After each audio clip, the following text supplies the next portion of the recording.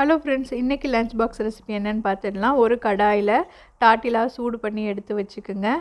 அதே கடாயில் கொஞ்சமாக எண்ணெய் ஊற்றிட்டு வெங்காயம், தக்காளி, கேரட், முட்டைகோஸ், கோபி எல்லாத்தையும் போட்டு ஒரே நேரத்தில் வதக்கிக்கங்க. தேவையான அளவு உப்பு, மஞ்சத்தூள், மிளகாய்த்தூள், காரத்துக்கு ஏற்ற மாதிரி மிளகுத்தூள் சேர்த்து நல்லா வதக்கிக்கங்க.